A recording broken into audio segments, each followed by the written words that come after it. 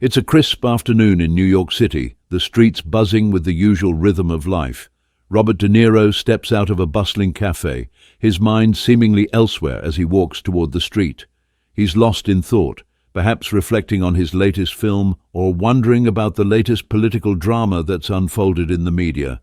But suddenly, his momentum is interrupted. He looks up just in time to see Caroline Leavitt, the Republican representative from New Hampshire, who's been making waves in the political world with her vocal support for President Trump. For a brief moment, the two of them freeze, standing face to face in the middle of the busy street, each recognizing the other. De Niro, never one to shy away from a confrontation, eyes her up and down. "Caroline Leavitt," he says, a slight smirk playing on his face, but his voice dripping with skepticism. "I didn't think I'd be running into you today. Still out there, defending Trump, huh? After everything that's gone down?" Leavitt doesn't flinch. She's used to these kinds of comments, the skepticism, the disdain, but it doesn't bother her. "Well, Robert," she replies, her tone firm, "Trump is still the president, and I stand by him. He's doing more than any politician has in decades to fight for this country." De Niro raises an eyebrow, his gaze never leaving hers. "Fight for this country? I think he's dividing it more than anything. You really still believe in all the chaos he's stirring up?" Leavitt meets his gaze, unshaken. "You can call it chaos if you want, but I call it progress. People are tired of politicians like you, who've been running in circles for years. Trump is doing what he said he would do, challenging the system, bringing back jobs, and fighting for America." De Niro scoffs, his voice dripping with disbelief. "Fighting for America, tariffs on everything, trade wars with half the world. How exactly is that helping anyone, Caroline?" Leavitt stands tall, her eyes unwavering. "It's helping American workers. It's about time someone stood up to China, stood up to countries that have been exploiting us for years. Trump isn't afraid to do the tough things, and that's why he's got millions of people backing him." De Niro laughs bitterly, shaking his head. "Millions of people who have no idea what they're signing up for. You really think tariffs are the solution to this country's problems?" The air between them feels charged. As the conversation starts to gain momentum, both parties unwilling to back down. Leavitt leans in slightly, her voice rising with conviction. "Tariffs are exactly what's needed, Robert. We've been getting screwed by China, Mexico, and even Europe for too long. Trump is resetting the balance. He's putting America first, making sure we're not taken advantage of anymore." De Niro's frustration becomes evident, his voice tinged with incredulity. "America first? You really think punishing our allies, alienating the rest of the world, is the way to put America first? It's lunacy, Caroline. You're playing with fire." Leavitt doesn't flinch, her voice firm and unyielding. "We've been playing by the rules for too long while other countries have taken advantage of us. The world doesn't work on goodwill, Robert. Trump is showing the world we won't be pushed around anymore. If that means raising tariffs to force people to play fair, then so be it. This country needs to stop being a doormat." De Niro glares at her, his frustration building. "Stop being a doormat? You're talking about trade wars that are affecting every single American. Everyday people who are going to pay the price for this. Farmers are losing markets. Businesses are cutting jobs. This isn't just about China, Caroline. It's about real people being hurt." Leavitt's expression hardens. "I'm not ignoring that, Robert, but you're focused on short-term pain, not the long-term benefits. Trump is trying to change the game. He's pushing back against the very system that's been hurting American workers for decades. You think global cooperation is going to fix that? It hasn't worked up until now. Sometimes you have to disrupt the system to make it work for us." De Niro shakes his head, his voice growing sharper. "And you think tariffs are the way to do that? You can't just keep slapping taxes on everyone and expect everything to magically fall into place. This isn't a game, Caroline. People's lives are at stake." Leavitt steps forward, a fierce determination in her eyes. "People's lives are at stake because we've let this go on for too long. Trump isn't afraid to make the hard calls. You can keep hiding behind your global cooperation talk, but that's not going to fix what's broken. We've been played by the rest of the world for too long, and it's time we took control back. De Niro crosses his arms, shaking his head, unable to believe what he's hearing. You're seriously willing to throw everything away for some short-term wins under Trump? You really think tariffs are the answer to all of this? The solution isn't more isolation. It's building stronger alliances, not tearing them apart. Leavitt's eyes flash with confidence. We need to fight for ourselves, Robert. For too long, we've relied on these so-called alliances that haven't delivered. Trump is showing us that we can't wait around for others to help us. We have to take control of our own future, and if that means using tariffs as leverage, then that's what we'll do. I believe in the long-term vision. As the conversation intensifies, the tension between them becomes palpable, a battle of ideologies that neither of them is willing to back down from. De Niro's frustration is clear. So you're willing to ignore all the consequences, the damage to the economy, the businesses that are already feeling the strain.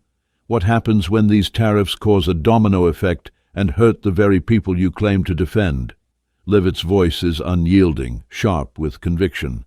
I'm not ignoring it, but we can't keep pretending that the status quo is working, Robert. We've tried free trade, we've tried cooperation, and look where it's gotten us. More job losses, more outsourced work, and an economy that's been dependent on everyone else. Trump is doing what he said he would do, and it's not going to be easy, but it's necessary. De Niro shakes his head, a mix of disbelief and frustration on his face. You really think a few tariffs are going to turn the tide on all of this? You're blind if you can't see how dangerous this is for the future of this country. It's reckless. Leavitt doesn't back down. And I think you're blind if you can't see that we've been led into this mess by the same politicians who've been in power for decades. Trump is the one who's shaking things up, doing what needed to be done for the American people. Both stand there, the weight of their differing views hanging between them like a thick fog. It's clear they won't agree, but neither is ready to walk away just yet. The battle of words continues, and there's no end in sight. The conversation grows more heated as both De Niro and Leavitt refuse to give an inch. The world around them seems to blur, the hum of the street fading into the background as their debate takes on a life of its own. De Niro, still incredulous, looks at Leavitt as if searching for some sign that she might see the flaws in what Trump is doing. You're defending a man who is actively tearing down our global relationships, Caroline. He's isolating us from the world with these tariffs, and you're sitting here acting like that's some kind of victory? Leavitt stands her ground, unshaken by his words. You're focusing on the short-term effects, Robert. The tariffs are part of a broader strategy to put America back on top. For too long, we've allowed other countries to manipulate our economy, taking advantage of our open markets while we've been left with nothing. Trump is making sure that stops. He's showing the world that we won't back down anymore. De Niro's disbelief is palpable. But you're ignoring the damage to American workers. Have you seen what's happening with our industries? Farmers can't sell their products because of retaliation. Manufacturers are feeling the heat, and all Trump is doing is alienating our allies. How is that America first? How is that fixing anything? Leavitt's gaze sharpens, her voice unwavering. You think it's easy? You think it's simple? Of course there's pain in the short term, but the point is to stop being taken advantage of in the long run. We need to stop apologizing for our strength. These tariffs are an investment in our future. It's about bringing industries back home, about forcing the rest of the world to treat us fairly. Trump is making the hard calls because no one else would. De Niro's frustration builds as he steps forward, his voice low and intense. And what's the long-term cost, Caroline? You think the world is just going to fall in line because Trump says so?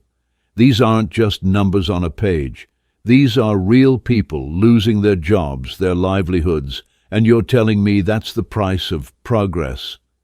Leavitt's expression doesn't change. The price of progress is always painful at first. You can't make change without disrupting the status quo. I don't expect you to understand that, but Trump does. He's willing to take the heat because he knows that in the end it will make us stronger. It's time we stopped playing by everyone else's rules and started setting our own.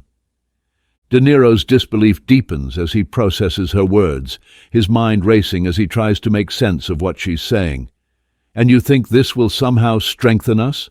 You honestly think tariffs, trade wars, and alienating allies is the path to success? Because from where I'm standing, it looks like nothing more than a road to economic disaster. These tariffs are killing American industries. The auto industry is already starting to collapse under the pressure. You think that's the answer? Leavitt's voice remains calm but carries an edge of confidence. I think it's necessary. The auto industry may be struggling right now, but it's about taking back control of our economy. We've been losing ground for years, and Trump is making sure that stops. It's not about being popular. It's about standing up for American workers, and the tariffs are part of a larger plan to make sure we can compete fairly in the global market. De Niro shakes his head, a mix of frustration and sadness in his eyes. You're talking about a plan, but all I see is chaos. Look at the steel tariffs. Prices are going up, and who do you think is feeling that? It's the middle class, Caroline. It's the very people you claim to be helping. All this America first nonsense is hurting Americans. You're not leveling the playing field. You're making it harder for families to survive. Leavitt leans in slightly, her tone sharp and unwavering. You're missing the point, Robert. You can't play nice with countries that have been exploiting you for years. Trump is fighting for America. You can't make change without shaking things up. We've been stuck in the same old system for too long. Now it's time for something different, and that means tough decisions. De Niro's voice cracks with frustration. Tough decisions? This isn't a tough decision. This is a reckless one. You're willing to sacrifice real American lives for a political game. How many more people have to suffer before you realize this isn't working? Leavitt doesn't back down, her voice steady as she counters, I'm not sacrificing anyone, Robert.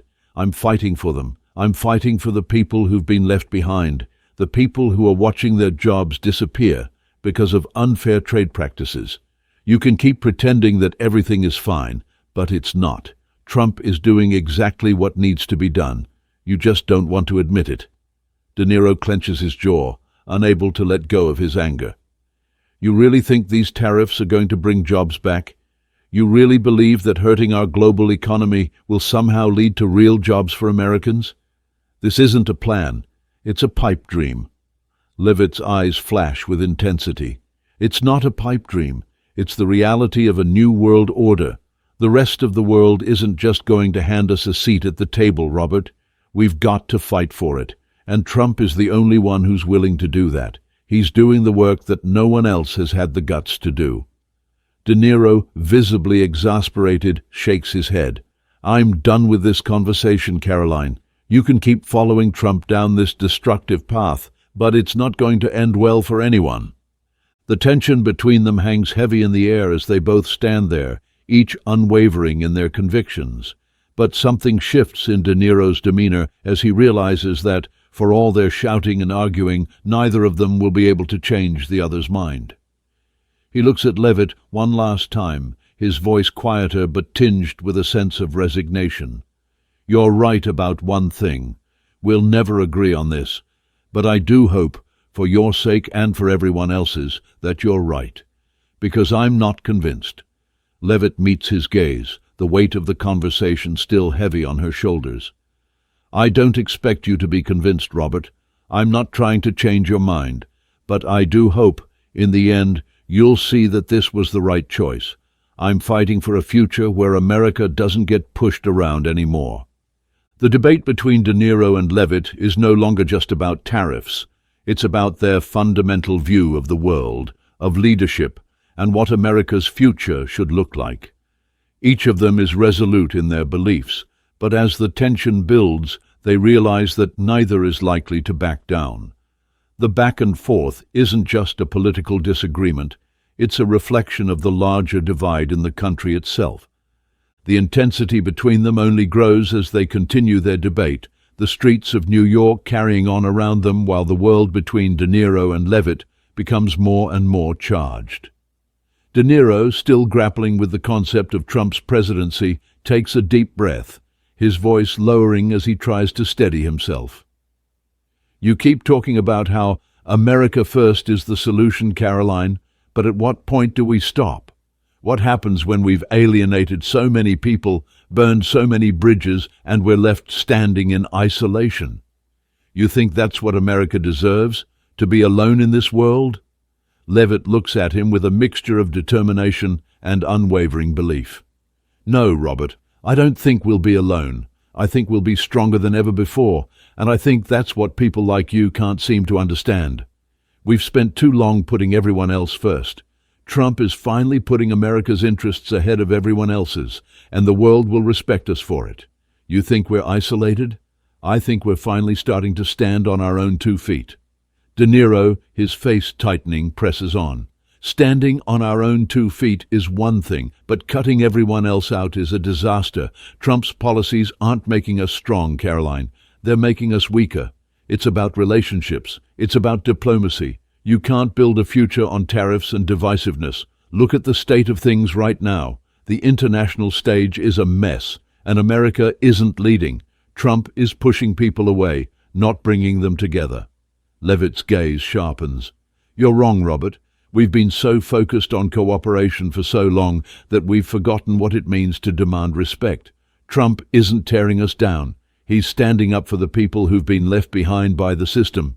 It's not about being friends with every country. It's about making sure we're not getting taken advantage of. Trump is showing that we can lead from a place of strength. You want diplomacy? This is diplomacy with teeth. You don't get respect by just being nice. De Niro lets out an exasperated sigh, shaking his head. Respect? Trump's diplomacy is a joke. He's treating world leaders like they're pawns in his game of chess. The man doesn't understand that leadership is about more than power. It's about integrity, and Trump is the last person I'd call a leader with integrity. He's alienating the very people who could help us rebuild this country. Leavitt's voice becomes more direct, her eyes locked onto his with conviction. Maybe you're too focused on how things used to be, Robert. Maybe you think we're still living in a world where everyone plays nice. But that's not the reality. Trump is fighting to ensure that America is never taken advantage of again. And you can sit there and criticize him all you want, but you can't deny the results. Jobs are coming back. Unemployment is at an all-time low. People want change, and Trump is delivering it. De Niro's face remains stoic, but the frustration is palpable. What kind of change, Caroline? The kind that drives wedges between us and our allies. The kind that makes us a pariah. You think people are going to look back at this and see Trump as a hero? They're going to see a man who couldn't see beyond his own ego, a man who didn't care about the greater good, only his own. Leavitt, undeterred, shakes her head. I'm not blind to Trump's faults, but I see what he's done for this country. And more importantly, I see what he's done for the people who felt forgotten for so long. He gave them a voice. He gave them hope. You can call it ego if you want, but at least he's doing something. As the tension continues to build between them, De Niro pauses, taking a deep breath. He looks around at the city, the people passing by, and then back at Leavitt. You're telling me Trump gave them hope? By playing people's worst instincts? By stoking fear and division at every turn? You're willing to ignore all of that, Caroline? Leavitt meets his gaze, her voice steady but forceful. I'm not ignoring it. But I also know that the way forward isn't about going back to the same old policies, the same old politicians who've failed time and time again. People are done with that. They wanted someone who wasn't afraid to break the mold. And that's what Trump is. He's not perfect, but he's real. And people can see that. He's given them something no other politician ever did, a chance to take control of their own future. De Niro's voice is quieter now, but the sadness in it is palpable. And what kind of future is that, Caroline? One where we're divided more than ever, where trust is at an all-time low, where the country is at each other's throats over every little thing. I don't think that's the future America deserves. Leavitt stands tall, her voice unwavering. Maybe that's the problem, Robert. You keep thinking the future is about staying comfortable, about avoiding conflict. But sometimes you have to get uncomfortable to make real change. Trump didn't create the division. He brought it to light. He exposed the cracks in the system that no one else wanted to talk about. The country is divided, sure, but it's because people are finally waking up to the fact that the system has failed them for far too long. De Niro lets out a breath, his voice filled with a mix of disbelief and resignation. I don't agree with you, but I'm starting to understand why you're willing to fight for him, no matter what the cost. Leavitt's expression softens, just a little. I don't expect you to agree with everything, Robert, but I'm not fighting for Trump. I'm fighting for the future of this country, and that's something bigger than any one person. Maybe you can't see it yet, but this is the change America needs. There's a brief silence between them, the weight of their differing views heavy in the air. Neither of them is backing down, but there's a sense of mutual understanding, however faint, hanging in the balance. The argument continues as they move into a more personal realm, where the stakes become not just about policies, but about what kind of country they want to see.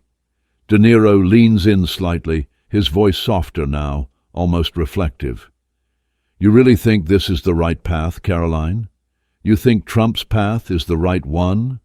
Leavitt doesn't hesitate. I do. I think it's a hard path, but it's the one that's going to take America in the right direction. And maybe it's not perfect, but sometimes you have to break things before you can rebuild them. De Niro looks at her, the weight of his frustration mingling with a flicker of understanding. Maybe, but I still think there's a better way. I just hope we find it before it's too late. Leavitt stands tall, her gaze unwavering. We will, and if Trump is the one to get us there, then I'm all in.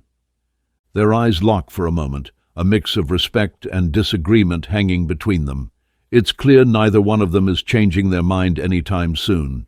With a final glance at each other, they turn and walk away in opposite directions, the conversation unresolved, the battle between them far from over.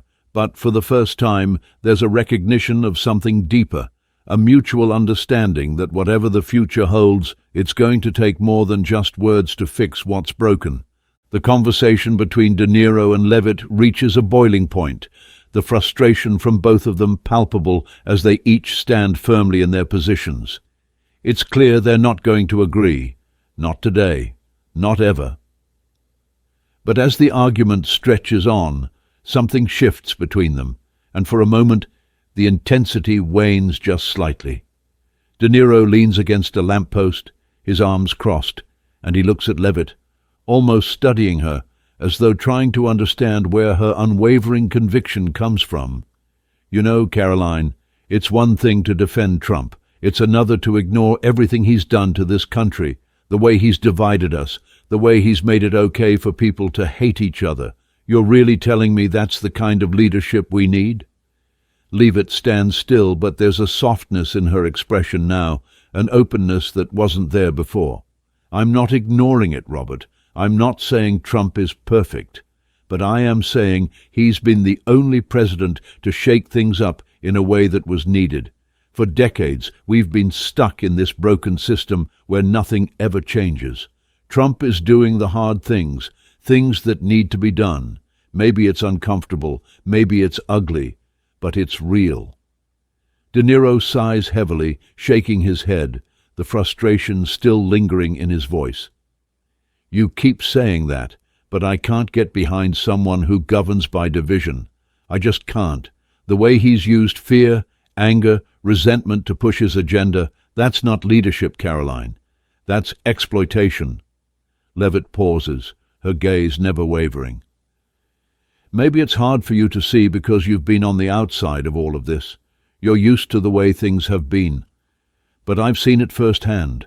I've worked with people who have been ignored for years, people who've been left behind by the very system you keep defending. Trump gave them a voice. He gave them someone to believe in. De Niro's voice softens, though the skepticism remains. I get that. I do. But what about the cost? What happens when people are too divided, when we lose sight of what actually matters? Trump's rhetoric has torn this country apart, Caroline. You can't ignore that. Leavitt's voice is quieter now, but it still carries the same force. I'm not ignoring it, Robert. I'm telling you that people are tired of being ignored. They're tired of being told they're wrong for thinking differently. They're tired of politicians like you who promise change but never deliver. Trump wasn't perfect, but he was the one who delivered. He gave people a reason to hope again, and I believe that's worth fighting for. De Niro looks at her, his eyes searching for something in her words, trying to find some middle ground, but it's clear now that they're worlds apart. I don't think we'll ever agree on this, he finally says, his voice quiet, almost resigned. But I can't walk away from the fact that the damage he's caused to this country, it's real. You might not see it, but I do. Leavitt nods slowly, the weight of his words sinking in. I see it, Robert. I do. But I also see the damage that was done before Trump came along. I see the frustration, the anger, the people who felt abandoned. Trump may not have been the perfect solution, but he was the solution they were looking for. And that's what matters. They stand there, the tension still hanging thick between them. But something has changed. It's no longer about who's right and who's wrong. It's about understanding that the country has been fractured for a long time, and there's no easy fix. There's no one answer that will make everyone happy. De Niro stands up straight, finally giving her a nod, though it's clear they're still miles apart in their thinking. Maybe you're right about one thing, Caroline, he says, his voice softer now. Maybe we'll never agree, but I think we can agree on this. Something's got to change, and we're both just trying to figure out what that looks like. Leavitt nods in return, the recognition of the truth settling between them. We might be on different sides of this, but I do agree with you. Something has to change. We just have different ideas of how to get there. With that, they share a brief moment of mutual respect, an understanding that while they may not be on the same side, they're both fighting for what they believe is best for the country. As they turn to walk away, each heading in a different direction, the weight of the conversation lingers, but there's a sense of clarity now. There's no resolution, but the battle of ideologies has given them a glimpse into the complexities of a nation divided. Neither of them knows what the future holds, but for the first time they both realize that change, whatever it may look like, is inevitable. They don't have the answers, but they'll continue searching for them, even if they'll never walk the same path. The streets are busy once again, people moving in and out of shops, and the noise of the city resumes its usual pace. But De Niro and Leavitt are left standing in the quiet aftermath of a conversation that won't be easily forgotten. For a brief moment, they shared something deeper than the political divide. In the end, it wasn't about who won the argument. It was about the realization that this fight for the future of America is far from over, and neither side is ready to let go of their vision just yet. Neither is ready to give up the hope that they're doing what's best. And as they walk in opposite directions, there's a sense that while they may be worlds apart in their beliefs, the dialogue they've shared will remain. They may not have found the answers, but they've taken the first step in understanding that sometimes just talking about it is the hardest part.